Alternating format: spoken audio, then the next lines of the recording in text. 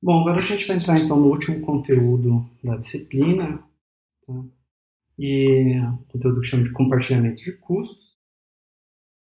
Tá? E a gente vai mudar um pouquinho o foco do que a gente tinha visto. A gente viu vários jogos não cooperativos, né? Como balançamento de carga, os dois de formação de redes, vários outros exemplos no começo do curso, leilões, etc., né? E nesses jogos não cooperativos, que a gente chama, os jogadores ou eles estão competindo entre eles, né? Então, num leilão, né, os jogadores estão competindo para ver quem consegue comprar o item, no balanceamento de carga. Eles não estão necessariamente competindo entre eles, no sentido de que um quer ganhar enquanto o outro perde, mas eles estão competindo pelo recurso, que é a utilização das máquinas, né? Ou eles estão agindo de maneira egoísta, sem se preocupar o dano que as ações deles causam nos outros. Né? Por exemplo, na formação de redes, eu vou decidir quais arestas comprar, e isso não me importa se isso prejudica ou não os outros jogadores. Tá? Então a gente fala que esses jogos eles são não cooperativos. Não é que eles são competitivos necessariamente, não necessariamente você tem uma competição, mas você não tem cooperação entre os jogadores para realizar alguma tarefa. Tá? Então o que a gente vai focar agora são jogos que são cooperativos. Então os jogadores agora eles vão colaborar entre eles para realizar uma certa tarefa. Tá? Mas, como a gente está dentro da teoria dos jogos, né, para não ser simplesmente um problema de otimização, a gente vai considerar ainda que os jogadores levam em conta os interesses pessoais deles de uma certa forma. Tá? Eles vão cooperar desde que faça sentido isso para eles. A gente já viu dois exemplos de jogos que são cooperativos. Tá? A gente viu a locação de casas e a gente viu o emparelhamento estável. Nesses dois exemplos, os jogadores estão cooperando para fazer alguma coisa, né? Então, os homens estão casando com as mulheres, as casas estão sendo trocadas entre os jogadores, então está tendo algum tipo de cooperação entre esses jogadores. Tá? E a questão é, bom, como é que a gente mantém essa cooperação entre os jogadores? Tá? Bom, a gente vai se basear num problema bastante famoso da otimização combinatória, que é o problema da localização de instalações. Tá? E eu vou falar como é o problema em si primeiro, antes de falar da versão que seria o jogo, tá? Da localização de instalações. Então a gente tem um conjunto F de instalações, né? E a gente tem um custo de abertura Fzinho I para toda a instalação I em F. Tá? O que é uma instalação? Por exemplo, pode ser que eu sou uma empresa de transportes, né? E eu vou ter que abrir galpões ou barracões para atender as pessoas, tá? Meus clientes. Então, tem um conjunto F de instalações que eu poderia comprar ou alugar, tá, na cidade. Então, tem várias opções. Cada uma dessas instalações tem algum custo para eu abrir essa instalação, para eu adquirir essa instalação. Tá? Algum custo FI. Então pode ter um barracão grande, um barracão pequeno, então o barracão grande é mais caro que o pequeno, o barracão mais bem localizado, o mais mal localizado, né? Então tudo isso pode afetar o valor. E eu vou querer abrir algumas instalações, então, tá, para atender meus clientes. Tá? Historicamente, a gente pode chamar esse conjunto C de clientes ou de cidades, aqui a gente vai chamar de cidades, tá? Então, eu tenho cidades que eu quero atender a partir dessas minhas instalações. Tá? E existe a ideia de distância entre cidades e cidades, cidades e instalações, instalações e instalações. Tá? Então, para todo par RS, seja instalação ou seja cidade, seja instalação ou seja cidade, a gente tem alguma distância, né, sei lá qual a distância que você gasta para percorrer essas duas, I de R para S, que eu vou chamar de Dzinho RS. Tá? a gente vai supor que esse DRS, né, essas distâncias D, satisfazem o que a gente chama de desigualdade triangular, né? Então, a gente quer que DRS seja menor ou igual do que DRT mais DTS para todo T, né? Isso para todo R, para todo S, claro. Né? Então, estou falando que a distância de direto de R para S é menor ou igual do que a distância de R para T e depois a distância de T para S.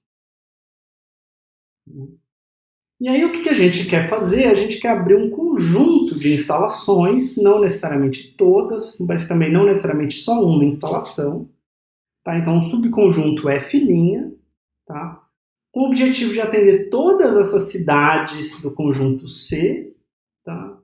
E a gente quer minimizar o custo de abertura, o quanto eu estou pagando para abrir essas instalações. Então, minimizando o somatório de Fi para os Is que estão em F', né? Então, F' são as instalações abertas. Então, eu vou somar o custo de abertura de cada uma dessas instalações. E eu também quero ter um bom custo em termos de conexão com as cidades. Então, eu vou considerar que o que vai acontecer? A cidade J, deixa eu diminuir o tamanho aqui, a cidade J, né, vai se conectar à instalação mais próxima. Tá? Então é como se essa cidade J fosse ser atendida pela instalação mais próxima dela, então a instalação aberta, então I está em F', que tem menor distância para essa cidade J. Tá? Então eu vou pagar esse custo para conectar a cidade até a minha instalação. Tá? Talvez um exemplo mais fácil de entender é se eu quero fazer algum tipo de sistema de rede, né? E aí eu tenho que decidir onde eu vou colocar os meus switches, roteadores, etc., né? Então, eu vou ter várias opções de lugares que eu posso colocar, e aí eu vou ter que instalar eles, eu vou ter um custo de instalação, um custo de aluguel do local, de compra do local, né? E aí eu preciso passar um cabo de cada cidade. Cada cidade tem que ser conectada com algum desses roteadores, né? Ou switches, sei lá. Né? E aí, lógico, eu vou querer conectar no switch mais próximo. Então, cada cidade vai se conectar à instalação aberta mais próxima e vai pagar o custo dessa conexão é a distância dessa cidade até essa instalação. Esse é um problema NP difícil, a gente não sabe resolver ele em tempo polinomial, achar uma solução ótima em tempo polinomial, tá? Mas a gente sabe algumas coisas interessantes sobre ele. Então, deixa eu dar um exemplo para ficar bem claro. Né? Aqui eu tenho duas instalações, são representadas pelos quadrados, e 3 cidades, ou 3 clientes, A, B e C. Então tem a instalação 1 e 2, e os clientes A, B e C. E essas arestas nesse grafo estão me dizendo a distância dos clientes até as instalações. Tá? E tem algumas arestas que eu não desenhei, por exemplo, essa aresta vermelha. Tá? As arestas que eu não desenhei, basta você olhar o caminho mínimo entre os dois pontos, entre os dois vértices nesse grafo. Tá? Então, o menor caminho no grafo entre A e a instalação 2 é esse caminho aqui, que gastou uma aresta de valor 2, outra de valor 2, outra de valor 1. Certo? Então, a distância de A até a instalação 2 é 5. Tá? Então, as arestas que eu não desenhei é por causa disso, tá? Só para não poluir o gráfico. Eu não mencionei, mas a gente tem duas instalações, cada uma com custo de abertura 2. Então, tanto F1 é igual a 2, quanto F2 é igual a 2. Podiam ser diferentes, tá? No exemplo é igual. Bom, se eu abrir só a instalação 1, para ficar bem claro o que acontece, né? O cliente A vai se conectar na instalação 1, o cliente B vai se conectar na instalação 1 e o cliente C vai se conectar na instalação 1, né? Então, de custo de conexão, a gente vai ter 2 do cliente A, 2 do cliente B, e aí no cliente C aqui paga 2 mais 2, 4. Né? Então a gente teve um custo de conexão 8 e a gente pagou 2 para abrir essa única instalação 1. Né? Me deu um custo total de 10. Se eu abrir só a instalação 2, eu vou pagar 2 de abertura, né?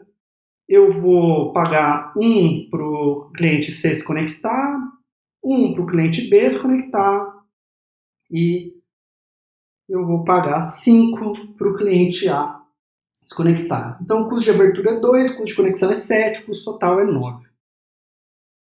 E se eu abrir ambas as instalações, eu vou gastar 4, né, para abrir essas instalações e eu vou pagar, o A vai se conectar na instalação mais próxima, né?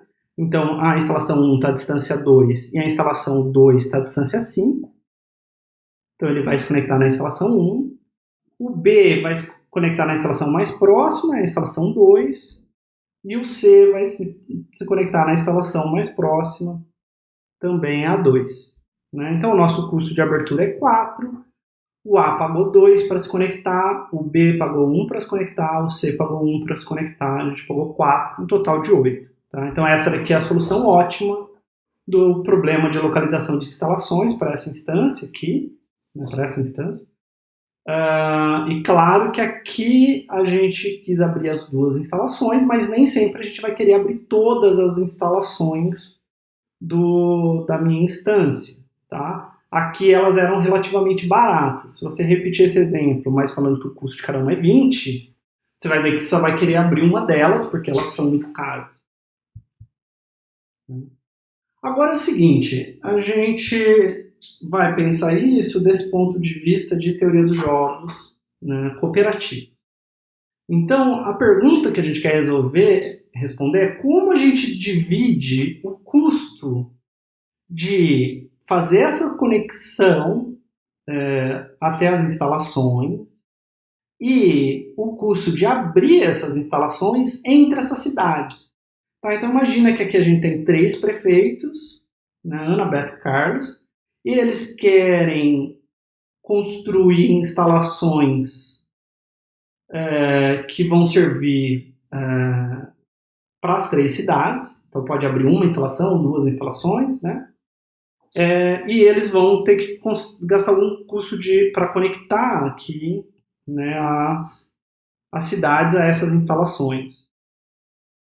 E aí, tudo bem, tudo isso vai ter um custo, essa obra, e a dúvida é o seguinte, quanto cada cidade deveria pagar, né? E aí uma coisa que podia fazer é pega o custo e divide por N, né? Divide por 3. Mas será que isso é justo?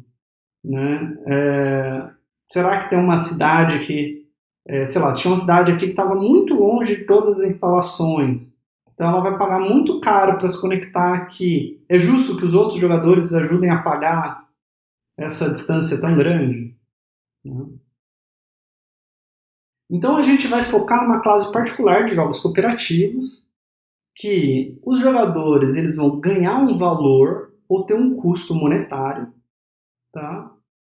E portanto eles podem pagar ou receber dinheiro de outros jogadores. Então a gente para incentivar a colaboração. Então a gente pode transferir dinheiro, tá? Então a gente diz isso, a utilidade ou o custo que eles obtêm do jogo é transferível. Se eu tiver um custo muito alto, você pode me dar dinheiro para diminuir o meu custo. Então você teve um ganho grande, eu tive um custo grande, você pode transferir a sua utilidade para mim para diminuir o meu custo, tá? Então, como é tudo dinheiro, a gente pode transferir dinheiro entre as pessoas. Tá? Existem jogos cooperativos com utilidades não transferíveis também. Tá? Só que eu não vou falar disso no curso. Mas um comentário. Tá? Então, o que é um jogo cooperativo com utilidades transferíveis? A gente tem um conjunto A de N jogadores, tá? Muitas vezes é chamado de agentes ao invés de jogadores também, em jogos cooperativos. Um subconjunto qualquer de A gente chama de coalizão, a gente já usou esse termo quando a gente falou de emparelhamento estável e alocação de casas. Né? E quando eu tenho A como um todo, a gente chama de grande coalizão. Né? Quando eu falo uma coalizão, estou falando algum subconjunto de A, pode até ser o A, mas muitas vezes a gente se refere ao próprio A como uma grande coalizão de jogadores. Tá? E aí a gente tem uma função C, que para cada subconjunto S de jogadores, dá um valor R, tá? E a gente assume que C de vazio é zero. Tá? Então, C de S é um número real que representa qual que é o custo gerado pela coalizão S. Tá? Aqui o jogo não vai levar em consideração nenhum tipo de estratégia ou ação dos jogadores. Tá? A gente vai considerar apenas qual que é o custo que uma coalizão tem. Então a gente não está preocupado aqui como que o custo é obtido pela coalizão, quando eles cooperam para realizar uma certa tarefa, mas sim qual é o valor desse custo. Tá? Então não me importa como, me importa quanto aqui. Tá? Então eles vão realizar alguma tarefa e quando um grupo S, uma coalizão S de jogadores realiza essa tarefa, eles têm um custo C de S. Então a gente sabe isso para todo subconjunto de jogadores. Tá? Então agora a gente pode falar do jogo da localização de instalações. A gente continua tendo um conjunto F de instalações, um custo de abertura FI, um conjunto, agora eu vou chamar de A de cidades, tá? Só para usar essa nomenclatura, e as distâncias entre cidades e instalações, cidades e cidades, instalações e instalações. Tá? Que satisfaz a desigualdade triangular. O custo de uma coalizão S vai ser esse daqui. O que é isso daqui? Eu estou falando o seguinte, olha, o custo de S é o menor custo, né, para algum F' contido em F, então F' é as instalações abertas, né, do custo de abertura das instalações de F' mais o custo da conexão das cidades de S até a instalação de F' mais próxima. Tá? Então, basicamente, o que eu estou falando é que C de S é o valor da solução ótima do problema da localização de instalações, certo? Mas não para todo o conjunto A de jogadores, apenas para o conjunto S de jogadores. Tá? Então, como se eu tivesse jogado fora o A menos S da minha instância, do problema de localização de instalações, e olhado só o custo desse S. Ou seja, se esse grupo de cidades S decidir abrir instalações e se conectar a essas instalações, e eles fizerem isso da maneira ótima, qual é o custo que esse grupo de cidades teria? Esse é o C de S. Tá? E a gente precisa resolver um problema NP difícil simplesmente para determinar esse C de S. E ainda a gente tem uma quantidade exponencial de S's para considerar. Tá? Então, se a gente fosse calcular cada um desses Cs de S, a gente teria que calcular C de S para 2 elevado a tamanho de A números e resolver um problema NP difícil por cada um deles. Tá? Então, isso já é uma dificuldade a gente resolver essa divisão de custos entre essas cidades.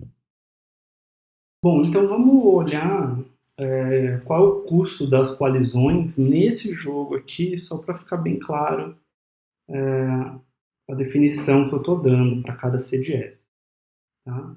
Então, se eu tiver só a cidade A, A cidade A pode abrir a instalação 1, que é a mais próxima, né?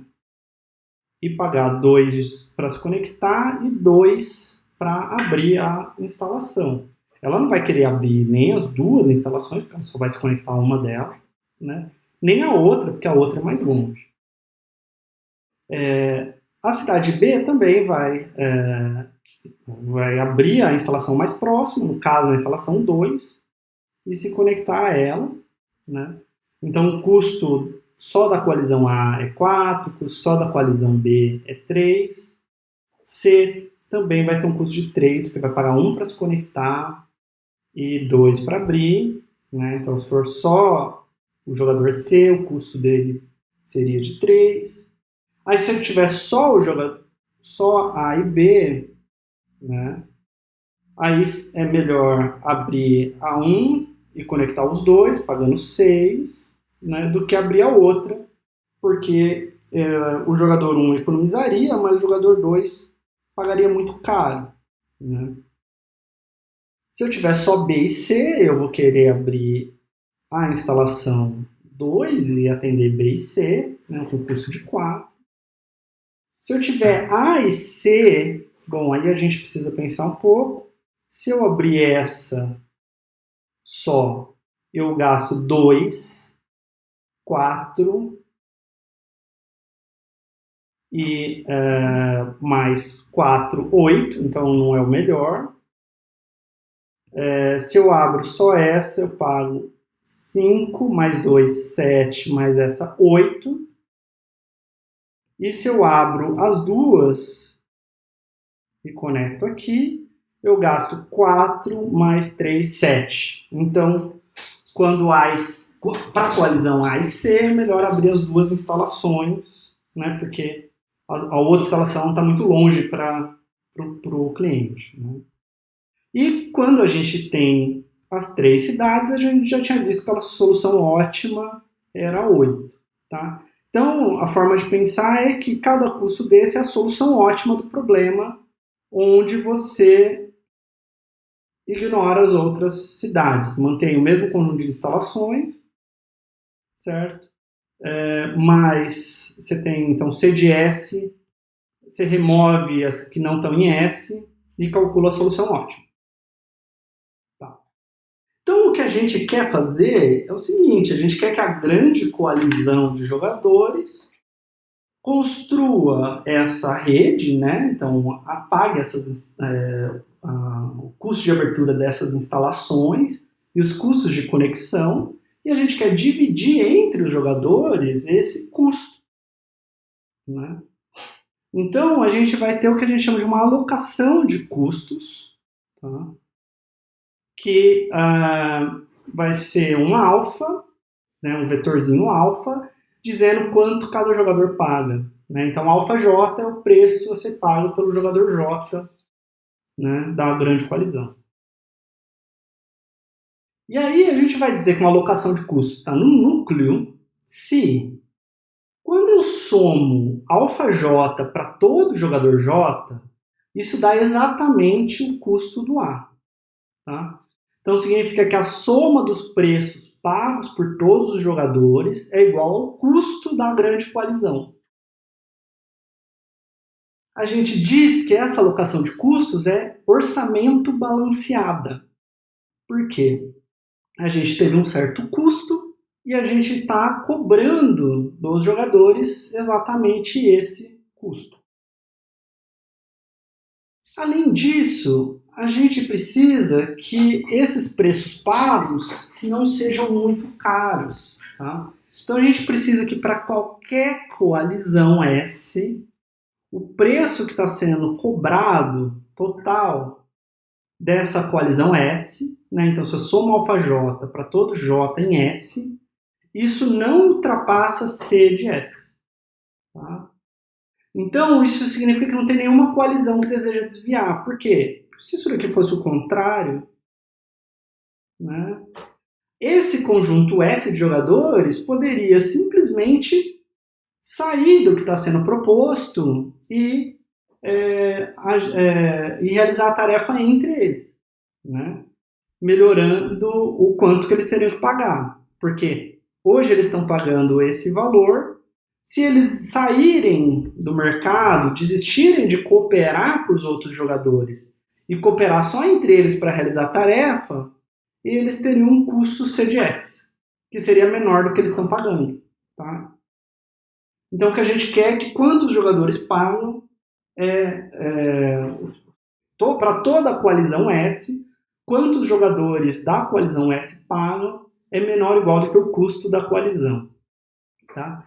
Quando essa alocação de custos satisfaz essa segunda propriedade, a gente diz que ela satisfaz a propriedade do núcleo. Tá?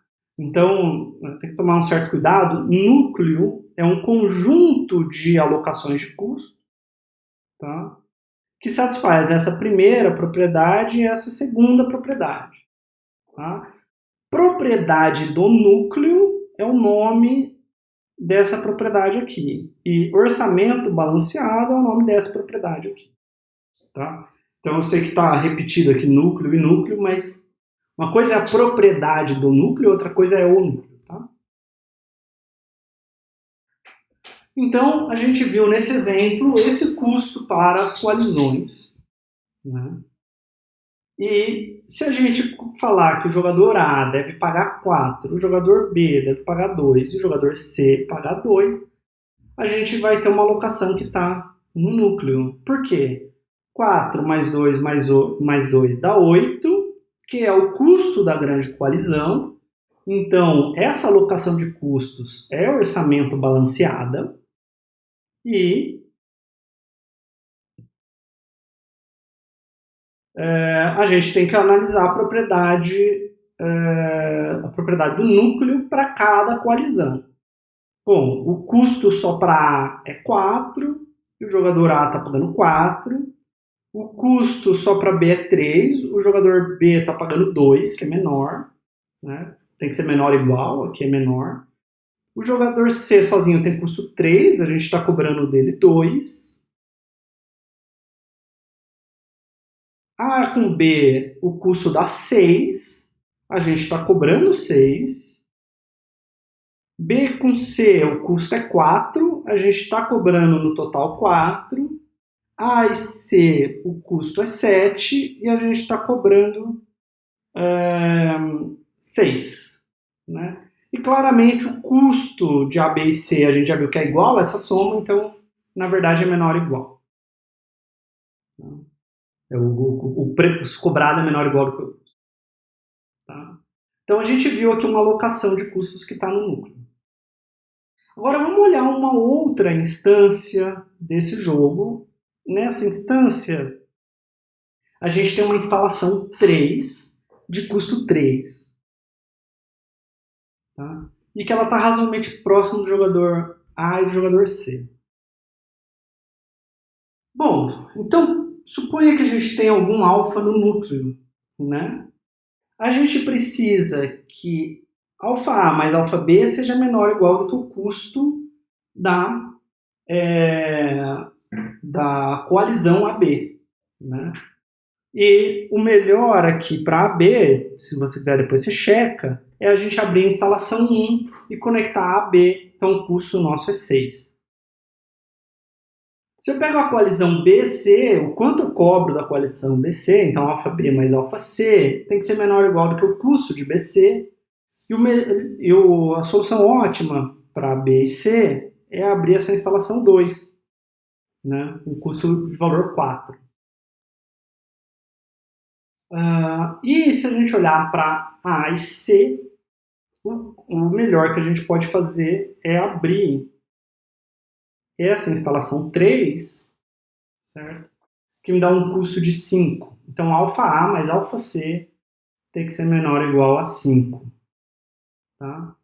Bom, se você pegar essas 3 desigualdades e somar elas, você vai ver que alfa A mais alfa B mais alfa C tem que ser menor ou igual do que 6 mais 4 mais 5, dividido por 2, que dá 7,5. Tá? Só que a solução ótima continua sendo eu abrir essas duas instalações pagando 4 para abrir as instalações, mais 2 para conectar o A, mais 1 para conectar o B, mais 1 para conectar o C. É a mesma solução ótima que a gente tinha antes. Que ela tem um custo de 8. Tá? Então, o que eu mostrei? Qualquer alfa que satisfaça a propriedade do núcleo precisa satisfazer essas 3 desigualdades. Portanto, alfa A mais alfa B mais alfa C é igual a 7,5, que é menor do que C de A. Ou seja, qualquer alfa que satisfaça a propriedade do núcleo não é orçamento balanceado. Tá? Ou seja, o núcleo é vazio. Né? Porque quando a alocação satisfaz uma propriedade, não pode satisfazer a outra. Então dá para satisfazer as duas ao mesmo tempo. Tá?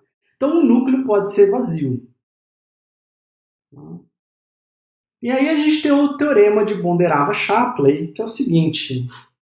Pega um vetor lambda, onde cada entrada, a gente tem uma entrada nesse vetor para cada coalizão S. E esse vetor ele é maior ou igual a 0 em todas as entradas. Tá? A gente diz que ele é uma coleção balanceada de pesos se para todo jogador que você pegar, se você somar o lambda S para todo conjunto S que contém o J, tá? Então o jogador J ele está em vários subconjuntos, né, do A. Né? Ele está... pense em todos os subconjuntos que contém esse jogador. Né? Se eu somo lambda S para todo S que contém o J, tem que dar exatamente 1. Tá? Isso é uma definição. Então eu estou definindo que um vetor lambda com 2 elevado a tamanho de A posições, que é não negativo, é uma coleção balanceada de pesos, se para todo jogador J, quando a gente somar todos os pesos das coalizões possíveis para J, dá exatamente 1. Tá? E aí a gente tem esse teorema de Bonderava-Shapley, que é um jogo cooperativo com utilidades transferíveis, tem um núcleo não vazio, C e somente C, para toda a coleção balanceada de pesos lambda, a gente tem que, quando eu somo os custos de cada coalizão ponderada por esse peso da coalizão, né, para todas as coalizões, isso dá maior ou igual do que o custo o custo da grande coalizão. Tá? Então eu estou falando que para toda coleção balanceada de pesos a gente tem isso. Tá? Não tem nenhuma coleção balanceada de pesos que viola essa restrição. E a prova é o seguinte, a gente tem um jogo, o jogo tem um núcleo não negativo, não vazio, não negativo. O jogo tem um núcleo não vazio, C e somente C, o seguinte programa linear tem valor C de A. Né? O que eu fiz aqui? Eu escrevi uma restrição para cada coalizão, dizendo que quando eu somo os alfajotas, tem que dar menor ou igual do que o custo de S. Tá? Então isso é a propriedade do núcleo. Então minhas restrições são a propriedade do núcleo para cada coalizão S. Né? E a minha função objetivo é maximizar a soma dos alfajotas para todos os jogadores. Se quando eu resolvo esse programa linear, isso daqui der igual a C de A, então eu tenho uma alocação que é orçamento balanceada, porque a soma dos alfajotas deu igual a C de A, e que satisfaz a propriedade do núcleo. Então esse jogo tem um núcleo não vazio. Tá? Se quando eu faço essa otimização, isso daqui dá diferente, na verdade a gente sabe que vai dar menor do que C de A, então qualquer alocação que satisfaz a propriedade do núcleo não é orçamento balanceada. Tá? Então o jogo tem um núcleo não negativo, desculpa, não não vazio, sem somente se esse programa linear tiver valor C de A.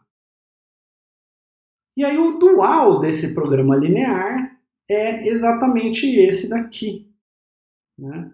A gente vai ter, como aqui a gente tem uma restrição para cada coalizão S, aqui a gente vai ter uma variável para cada coalizão S.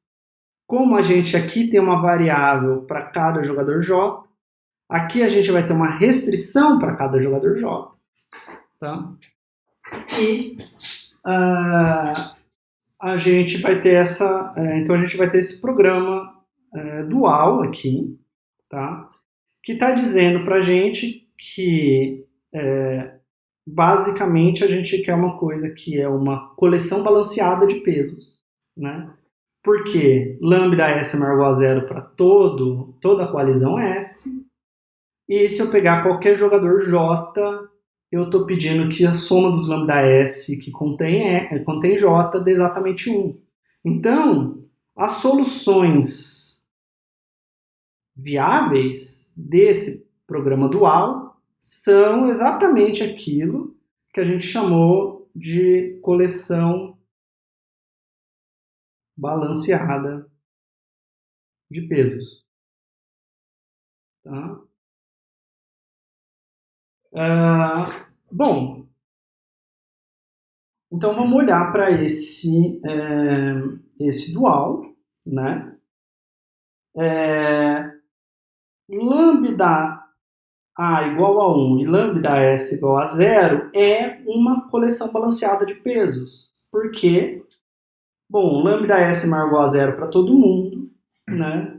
E se eu somar para cada S que contém o jogador J, né, como o J sempre está em A, vai dar 1, que é o que a gente quer. Tá? Então isso daqui é uma solução do dual, e essa solução do dual é lambda A igual a 1, né?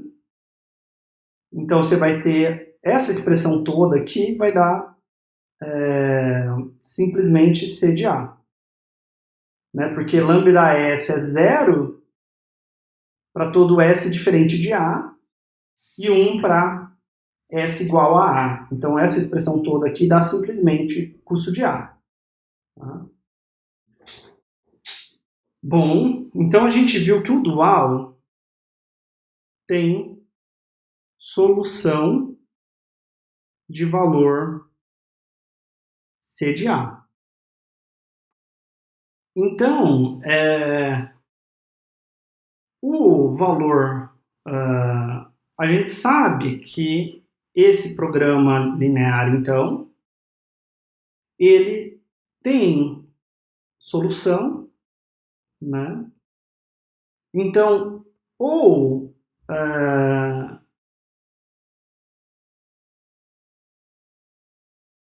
então, o que eu quero dizer aqui é que se o programa primal tiver o valor C de A, né, esse dual, o valor ótimo dele também é C de A, por causa daquele teorema forte da dualidade. Né? Quando os dois têm solução viável, né? Esse tem solução viável, esse tem solução viável, a gente acabou de ver uma solução viável para esse. Alfa J igual a 0 para todo mundo é solução viável para o primal. Então, primal é viável, dual é viável. Então, o valor da função objetivo dos dois é igual, né? Quando eu pego o ótimo desse cara, com o ótimo desse cara, eles têm o mesmo valor. Tá? Então, se o ótimo do primal é C de A, significa que C de A é uma solução ótima para o dual. Então, significa que o mínimo desse somatório de lambda S, C de S, S contido em A, é igual a C de A. Então, significa que qualquer solução, qualquer coleção balanceada de pesos é maior ou igual do que C de A. Né? Se existisse uma menor do que C de A, então seria falso que C de A é uma solução ótima do dual.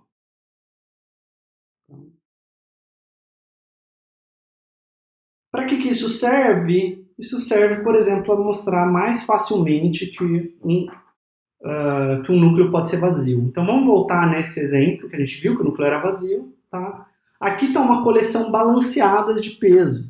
Lambda AB igual a lambda BC igual a lambda AC igual a meio. E lambda de S igual a zero para as outras coalizões. Tá? Lembrando só esses custos das coalizões, a gente tem que lambda é uma coleção balanceada de pesos, porque quando você pega as coalizões que tem o A e somos lambdas, dá 1. Quando você pega as coalizões que tem o B e somos lambdas, dá 1. E quando você pega as coalizões que tem o C e somos lambdas, também dá 1. Né? Então, lambda é uma coleção balanceada de pesos, né? Só que se você fizer essa conta, né, você vai ver que isso aqui é 6 sobre 2, mais 4 sobre 2, mais 5 sobre 2, que dá 7,5, que é menor do que o custo da grande coalizão, que era 8. Né? Então, isso é uma forma da gente mostrar que o núcleo é vazio. Bom, a gente tem algumas dificuldades em relação ao núcleo, né? Ele pode ser vazio, e aí eu não sei o que fazer. Então, como é que eu divido o custo entre os jogadores se o núcleo for vazio? Calcular C de S pode ser um problema difícil, que é o nosso caso. Tá? E aí, decidir se o núcleo é vazio fica intratável. Mesmo que eu tenha esse programa linear que a gente viu, do Bonderava e Shapley, eu não sei os valores de C de S para poder calcular, descobrir se o núcleo é vazio ou não. Então a solução vai ser a gente relaxar o que é o conceito de núcleo. Tá? E a gente vai dizer que uma alocação de custos está no gama núcleo se a gente tem a propriedade do núcleo, como a gente tinha antes. Né? Então, quanto cada jogador está pagando na coalizão S somado é menor ou igual do que o custo dessa coalizão S. Tá? E agora, ao invés de pedir que o que todo jogador paga seja exatamente o custo de A, a gente vai deixar ser menor ou igual. Tá? Só que não pode ser simplesmente menor ou igual, senão colocar o alfa-j tudo igual a zero. Né? Então eu vou pedir que seja pelo menos um fator gama desse custo, seja pelo menos metade, pelo menos 90%, pelo menos 95%, alguma coisa assim. Tá? Então a gente diz que a alocação de custos agora ela é gama orçamento balanceada. Tá? Então o valor pago pelos jogadores paga só gama do custo total. Alguém precisaria subsidiar o restante. Tá? Então aqui é o momento em que a teoria descola um pouco da prática, porque esse valor restante precisaria ser pago de alguma forma por alguma entidade de fora. Bom, a gente está interessado, né, como eu posso colocar gama igual a zero e achar uma resposta fácil para esse cara, a gente está interessado em achar o maior gama possível, tal que o gama núcleo é não vazio. Tá?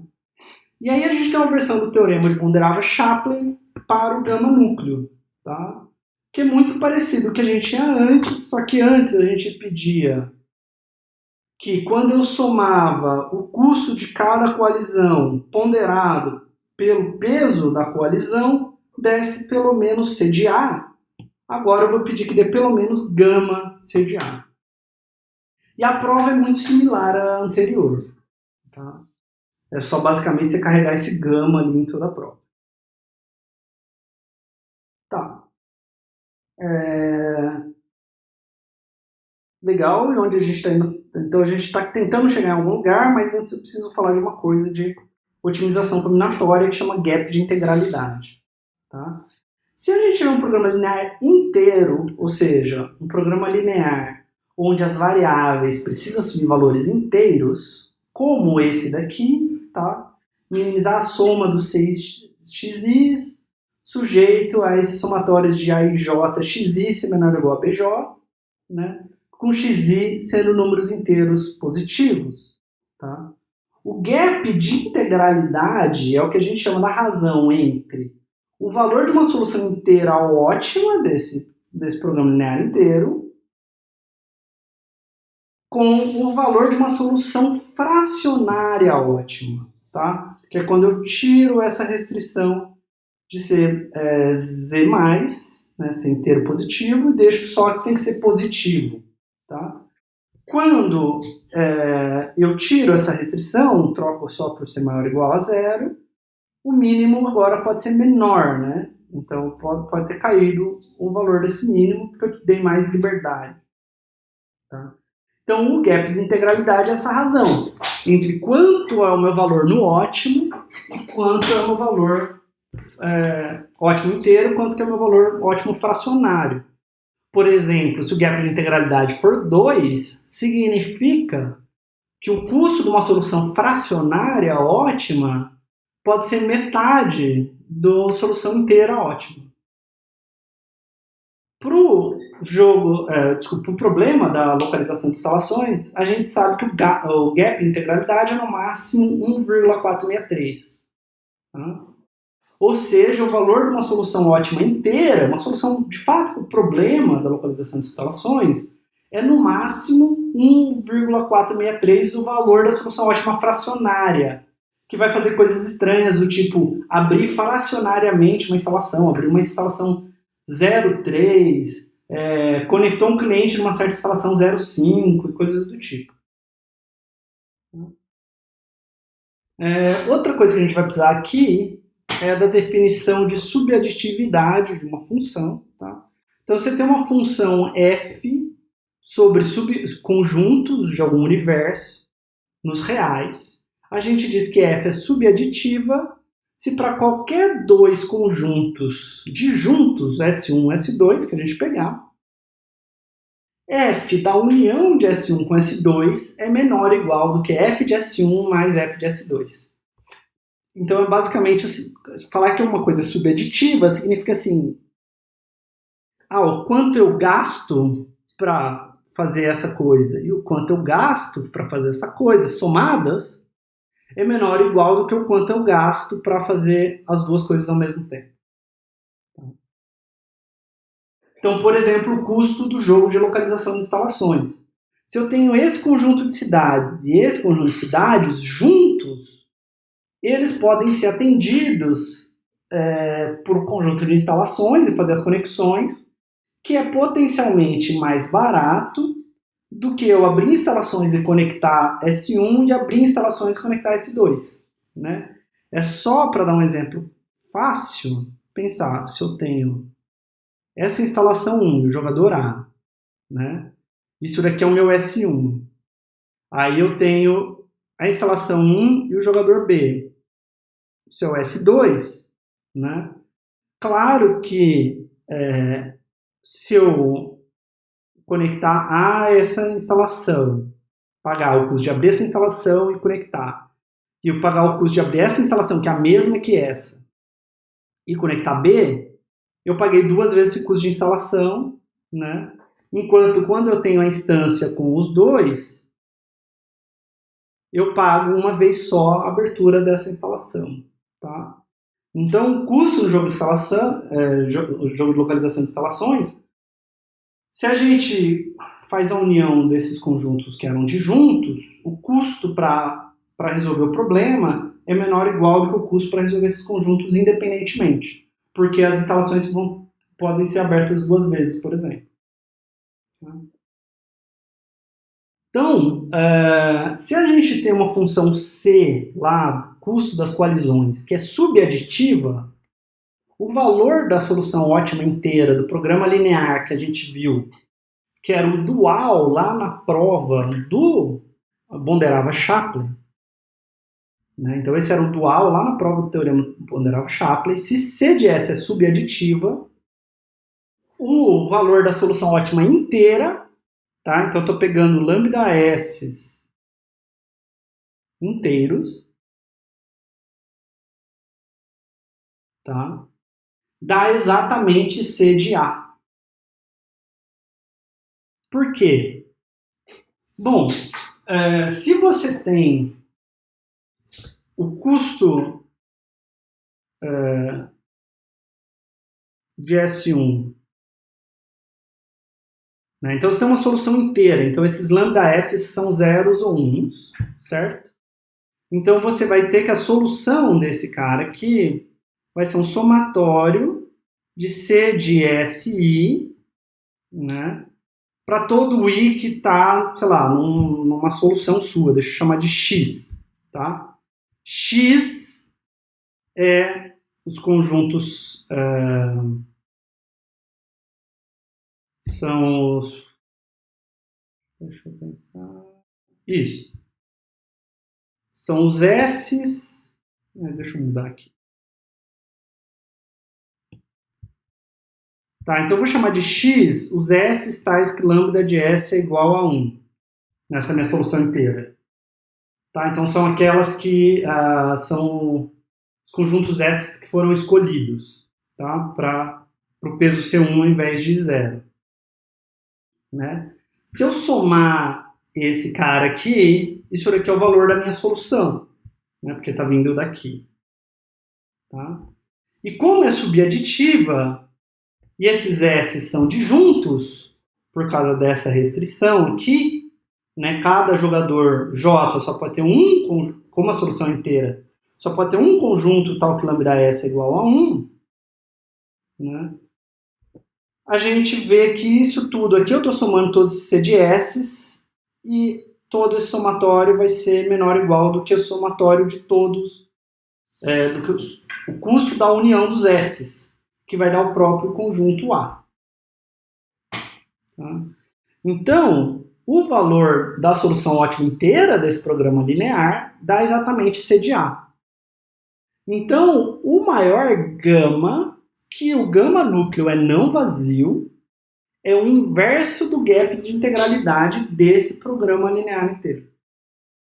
Tá? Porque a hora que eu relaxo a integralidade, eu vou achar algum custo que vai ser gama vezes C de A para algum gama, né? Menor do que com gama menor do que 1, menor ou igual a 1, pode ser igual a 1 se o núcleo for não vazio, né? E antes o que eu tinha era C de A, então eu tenho C de A sobre gama de C de A, né? Isso daqui vai dar 1 sobre gama, tá? E a gente está falando que esse valor aqui é o gap de integralidade. Tá bom. O bom é o seguinte, o bom é que o nosso objetivo é achar o maior gama, tal que o gama núcleo é não vazio.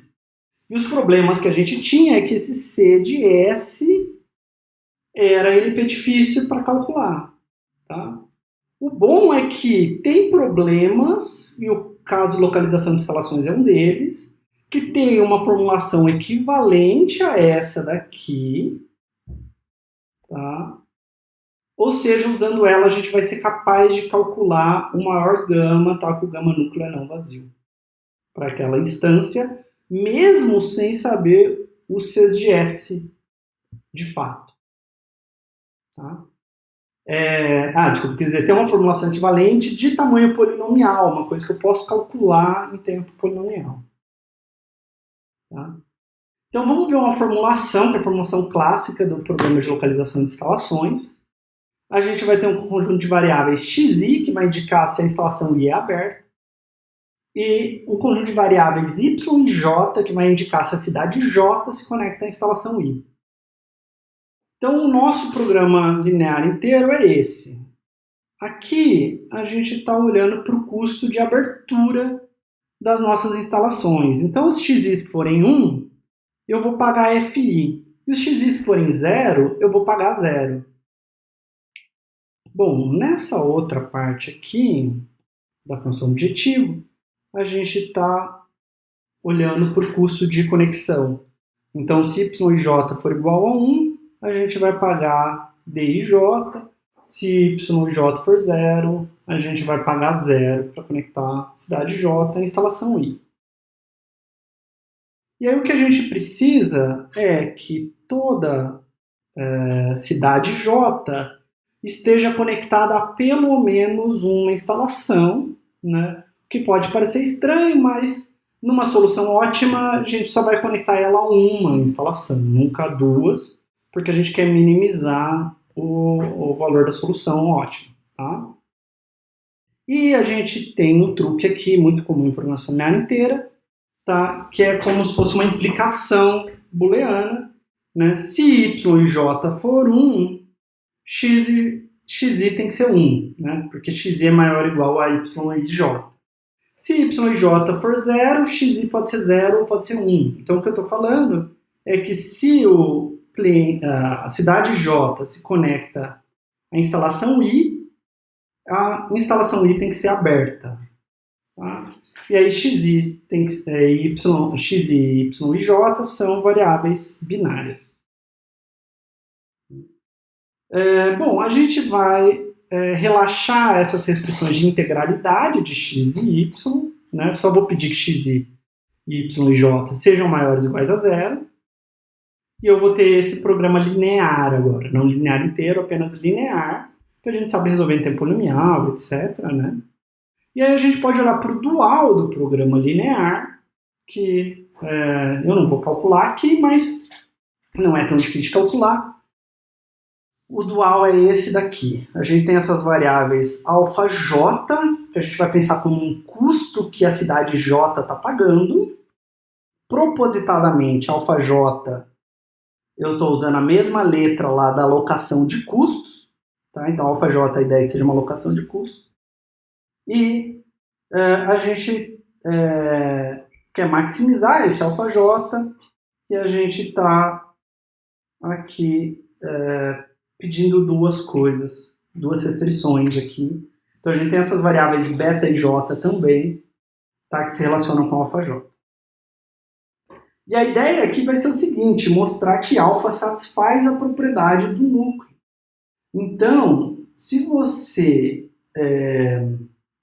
pegar esse programa linear, né, esse dual, e rodar ele, você pode fazer em tempo polinomial, você tem um número polinomial de variáveis, número polinomial de restrições, você vai achar um valor alfa, um valor alfa, uma locação de custos alfa, que satisfaz a propriedade do núcleo e que tem o maior somatório de αj possível.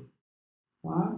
Ou seja, você vai achar um αj que está em algum gama núcleo, por algum valor gama, que vai ter a ver com o gap de integralidade dessa localização de instalações. Tá? Então a gente tem que mostrar que o alfa solução desse programa dual, satisfaz a propriedade do núcleo. Tá? Então pega uma coalizão S qualquer de agentes, a gente tem que mostrar que satisfaz a propriedade do núcleo para essa coalizão. Considera uma solução ótima com um conjunto de cidades S, tá?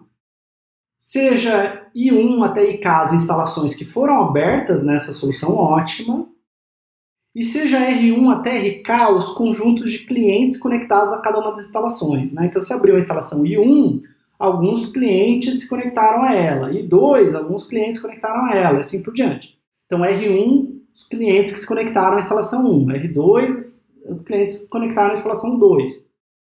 Tá? Então, agora, vamos olhar aqui todo T que você tiver de 1 até K. Isso daqui é uma restrição lá que o dual nos dá. Tá? Deixa eu voltar um pouquinho e mostrar. Né? Então, o dual tem essa restrição aqui. Aqui a gente só vai trocar por S, tá? Porque eu estou olhando só para um conjunto S. Calculei a solução ótima só para o S, tá? Então a gente sabe que a gente tem essa restrição beta. Não, desculpa, acho que eu cometi uma gafe aqui. Não, desculpa. A gente está olhando. A gente pegou uma solução ótima, inteira para S do primal aqui. E a gente está olhando para uma solução ótima fracionária, né? Do dual aqui para todo o conjunto dos agentes, tá? Então é esse alfa que a gente vai mostrar. Então a gente vai relacionar essa solução fracionária do dual, quando eu tenho todos os agentes, com a solução ótima do primal, só inteira, só para o conjunto S, para mostrar que satisfaz a propriedade do núcleo. Tá? Então a gente vai usar essas restrições que a gente tem aqui. Essa restrição aqui diz que se eu somar para toda a cidade J, beta e J, tem que ser menor ou igual do que o custo de abertura da instalação I. Tá? Isso para toda instalação. E essa restrição aqui está falando que esse beta e J de uma cidade I de uma cidade J para uma instalação I tem que ser maior ou igual do que alfa J menos a distância entre eles. Tá? Então a gente vai usar essas duas restrições aqui.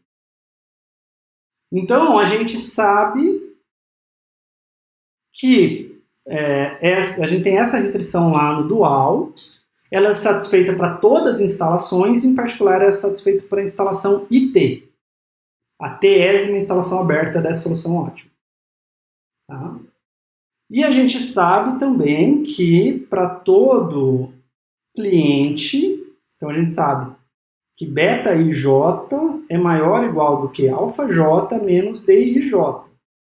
Tá? É uma restrição que a gente tem lá no dual para todo I e todo J. Toda instalação I, toda cidade J. Tá?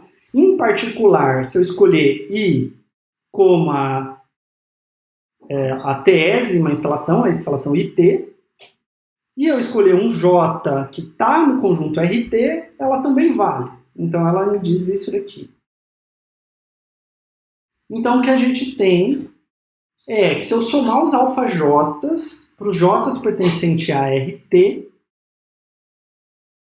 isso daqui é menor ou igual, usando essa desigualdade, que eu somar os beta e TJ para os J's pertencentes a RT, mais as distâncias de TJ para os J's pertencentes a RT. Então eu só apliquei aqui para cada alfa J essa desigualdade. Bom, somar beta e JT para os RTs é a mesma coisa que eu somar, é menor ou igual do que eu somar para todo J, porque uma das restrições que a gente tem lá no dual é que os beta e J são maiores ou iguais a zero. Tá? Então eu posso somar os que estão faltando aqui, tá? Completar com os que estão faltando, e esse lado sobe, né? E a gente viu essa expressão aqui, né? Então, se a gente aplicar essa desigualdade aqui, a gente tem menor ou igual a FT mais somatório do DIT J, J pertencente a RT. Agora, se você somar para todo T, aqui você vai ter todos os clientes de S, né?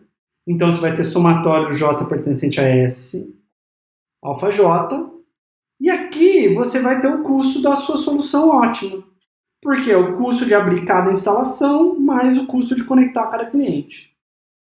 Tá? Então a gente mostrou que esse alfa J satisfaz a propriedade do núcleo. Né? Ou seja, a gente consegue, através do dual, calcular em tempo polinomial uma locação que está num certo gama núcleo para algum gama. Tá? Então a gente pega o dual da formulação do problema da localização de instalações, esse cara, né? E a gente consegue achar uma alocação de custos para o jogo da localização de instalações, que, pelo gap de integralidade que a gente conhece do problema de localização de instalações, vai estar, e usando aquele resultado, né, do inverso do gap, a gente tem que ele está no 0,683 núcleo. tá? E a gente consegue fazer isso em tempo polinomial. Então, em tempo polinomial, eu consigo te dar uma alocação de custos que satisfaz a propriedade do núcleo, ou seja, nenhuma coalizão quer desviar, e que cobre pelo menos 68% do custo da grande coalizão. E eu consigo fazer tudo isso em tempo polinomial, o que é legal. Mesmo sem saber os custos de cada coalizão. Certo? Então, eu vou encerrar esse vídeo por aqui, porque as coisas vão ficar ainda um pouco mais técnicas. Eu imagino que esse primeiro vídeo já foi bastante técnico, entrou bastante coisa de programação linear, então eu acho mais fácil a gente continuar num vídeo a seguir.